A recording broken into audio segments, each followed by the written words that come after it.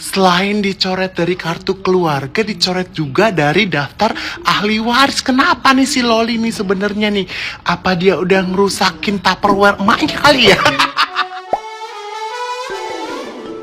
Hola netizen yang tercinta. Hubungan Nikita Mirzani dan Loli nampaknya belum juga membaik setelah anaknya tersebut pulang ke Indonesia. Nikita Mirzani justru tidak mau dikaitkan dengan Loli dalam hal apapun. Nikita Mirzani juga mengatakan tidak lagi memiliki urusan apapun dengan Loli, bahkan tidak tahu apapun yang dilakukan oleh Loli di luar. Nikita Mirzani yang merasa Loli sudah bukan tanggung jawabnya menegaskan bahwa anaknya hanya dua orang, yakni Azka dan Arkana. Nikita Mirzani mengaku tidak pernah ada komunikasi lagi atau bertemu dengan Loli lagi sampai sekarang. Karena itu, Nikita Mirzani meminta Loli dan orang di sekitar anaknya untuk tidak lagi membawa namanya dalam hal apapun. Nikita Mirzani juga tidak segan melaporkan Loli dan orang di sekitarnya ke polisi bila masih menyebut namanya. Padahal sebelumnya, Loli melalui Instagram Story mengaku hubungannya dengan sang ibu Nikita Mirzani sudah baik-baik saja. Bahkan, Loli mengatakan dirinya sudah pulang ke rumah Nikita Mirzani sejak kembali ke Indonesia.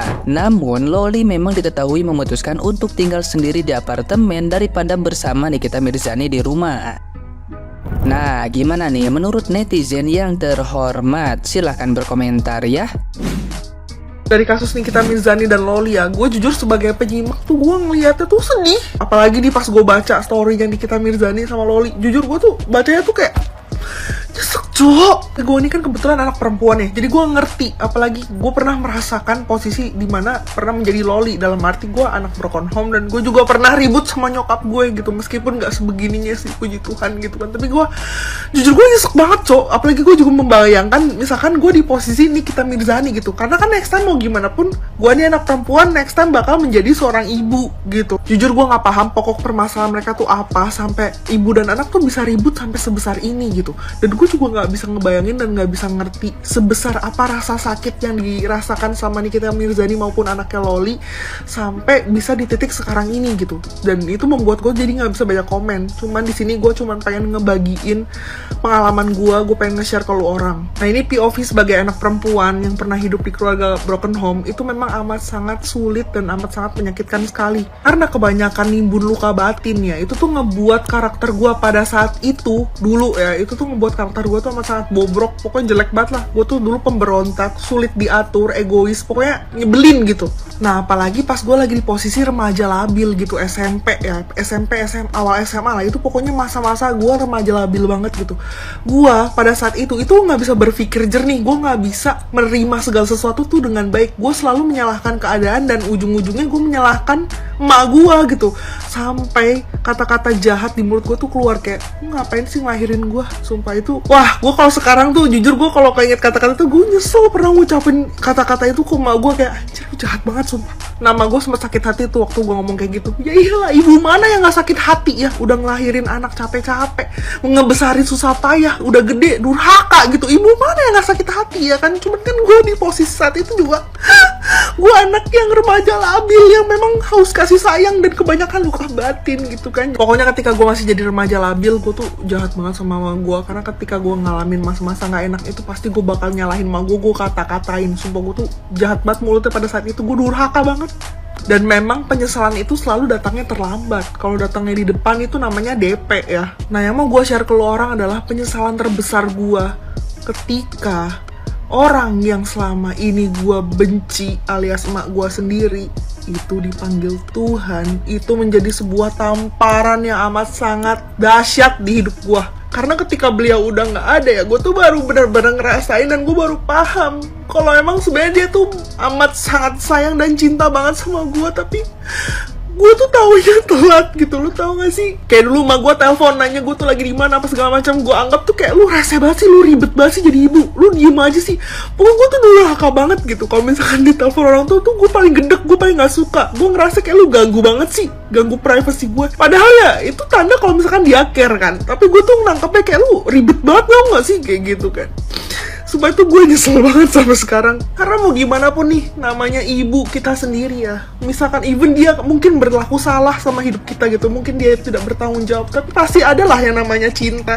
Ya, namanya ada cinta gitu di dalam hati seorang anak ke ibunya gitu kan. Dan penyesalan terbesar itu udah nggak bisa diulang lagi dan nggak bisa ditebus dan nggak bisa dibayar gitu, mau sampai kapanpun, karena semua itu sudah terjadi gitu kan. Ya gue sih berharap ya di bulan Ramadan ini, di bulan suci ini, semoga Nikita Mirzani maupun Loli anaknya bisa berdamai, entah bagaimana caranya. Gue berdoa semoga ibu dan anak bisa diperbaiki lagi kehidupannya, bisa diperbaiki lagi hubungannya. Itu gue doain banget sih buat lu orang tuh bisa rujuk, sumpah.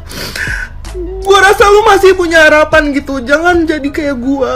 Karena yang menjadi penyesalan gue ya sepanjang gue hidup sampai saat ini itu adalah ketika lu udah punya uang lah, atau lu udah punya status, lu udah punya usaha dan lain sebagainya, itu tuh gak bisa nebus dan gak bisa ngebayar dan gak bisa ngebeli waktu yang dulu sudah berlalu dan peristiwa yang sudah terjadi gitu ketika orang yang bersangkutan itu sudah nggak ada gitu. Makanya pesan gue buat kalian mungkin yang sedang nonton video gue, kalau misalkan lu masih ribut sama salah satu orang tua lu atau kedua orang tua lu atau saudara kandung lu di dalam keluarga lu, please sebisa mungkin lu berdoa atau lu bergumul gimana pun caranya supaya berbaikan gitu.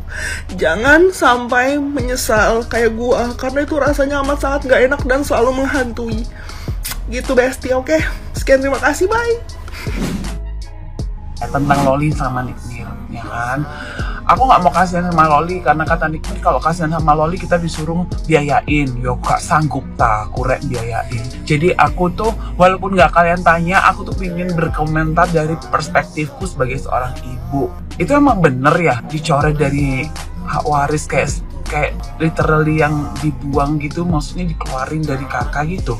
Menurut aku sih too much ya, kejauhan sih. Menurut kalian gimana para ibu-ibu? Gini, karena ya sesalah-salahnya anak gini-gini. Anak itu kan bukan punya kita, anak itu titipan dari Tuhan, dari Allah gitu ya. Kita tuh dititipin. Masa iya dititipin kita buang gitu? Dan aku yakin banget anak itu adalah refleksi kita. Maksudnya anak tuh jadi gimana juga karena kita. Walaupun ya di tengah jalan kita nggak bisa kontrol tuh dari circle-nya, dari pergaulannya, kok dia jadi ugalan ngelayar istilahnya. Tapi tetap kita tuh punya kontribusi dalam mengakibatkan si anak itu seperti apa gitu ya. Kalau aku yakin sih Nick Mir nih orangnya kan begini ya. Nick Mir kayak aku. Lek wes kadung ngamuk barbar wes pokoknya maksimal deh kalau ngamuk ya. Tapi deep inside her heart ya, di dalam hatinya yang paling dalam tuh dia tuh gak bakalan tega gitu loh. Orangnya tuh gak tegaan. Aku bilang gini karena pernah ya, adikku itu pernah ada satu project itu dulu sama Nick Mir gitu, ketemu langsung. Si adikku tuh bilang gini, arek lo mbak wapian, malu ramah baik gitu loh maksudnya gitu. Ya mungkin sekarang dia masih lagi jengkel, tapi aku yakin someday somehow mereka berdua pasti akan balik seperti keluarga normal, baik-baik seperti semula gitu. Doain yang baik-baik guys, gak usah ngejudge salah satu. Kita tuh gak pernah tahu rasanya kalau gak ngalamin sendiri. Oke? Ya wes, selamat berpuasa. Jadi ada akun fanbase-nya Loli, lo tahu di dalam akun tersebut itu kayak membagus-baguskan Loli dan membangga-banggakan Loli. Kayak mereka tuh ngomong, Loli itu adalah anak berhati malaikat, Loli itu adalah anak berhati angel, Loli itu adalah anak yang tegar, anak yang kuat. Walaupun dia dibully satu Indonesia, walaupun dia digituin sama orang tuanya, dia tetap tegar, dia tetap kuat, dia tetap bisa hidup di kakinya sendiri. Kayak gimana kalau misalnya dia berhati malaikat, kalau misalnya dia berhati angel, kalau misalnya dia tegar, kuat atau segala macem, dia tidak akan seperti itu kepada keluarganya, kepada orang tuanya, terutama ibunya. Nah, yang jadi pertanyaannya itu adalah, itu akun dipegang sama Loli sendiri atau dipegang sama orang lain? Kok ada ya akun fanbase yang membangga-banggakan anak yang kayak begitu kepada orang tuanya? Kok bisa gitu? Dan juga itu akun fanbase itu bukan cuma ada di TikTok, tapi ada juga di Instagram. Lu tahu dulu pernah viral dance-nya Loli diganti tuh soundnya pakai sound topeng monyet. Tetapi di-upload sama akun fanbase-nya itu. Kalau misalnya menurut logika aja deh ya, idolanya dia dijelek-jelekan oleh orang lain nih, udah viral, tapi di-upload lagi sama akun fanbase-nya itu kan ya makin viral. Duh, otaknya di mana? Nah makanya itu gue bingung gitu. Kok bisa ada akun fanbase di TikTok, di Instagram yang dimana diikutin sama ratusan ribu orang, yang dimana akun fanbase itu mengidolakan seseorang yang orang tersebut itu seperti itu kepada orang tuanya, kepada keluarganya, kepada ibunya. Kok bisa? Ini guys, story-nya dari Kak Nikita Mirzani, ya kan? Tuh, ini. Kalian tahu nggak sih berita itu kenapa? Terus juga ada ini. Nih guys. Selain dicoret dari kartu keluarga, dicoret juga dari daftar ahli waris. Kenapa nih si Loli nih sebenarnya nih? Apa dia udah ngerusakin Tupperware emaknya kali ya? Komentar netizen ada aja yang bikin ngakak nih guys, kita review. Gue kalau jadi Loli bakal belajar terus sambil cekotin katanya. Hidup tanpa warisan itu berat Loli. 40% hidup tinggal nikmatin, gak makan roti saben. Makanya stick wagyu. Rumah pasti dibuatin, sekolah lulusan sarjana di luar negeri lagi. Gak didengerin token listrik. Gak denger token listrik bunyi tet. Fadel, ya nggak jadi deh, jadi orang yang sabar ya, Ibu Aula. Mohon maaf, bukan Loli jebul ya, bukan, beda. Pacar Loli, aduh, pacar gue nggak dapet warisan. Gue kalau jadi Loli nggak mau macem-macem dah, mending nikmatin harta emaknya aja. Loli, emak lu kaya raya Loli. Dear Loli, skincare lu bukan. Ini paling jauh nih, kenapa bawa skincare?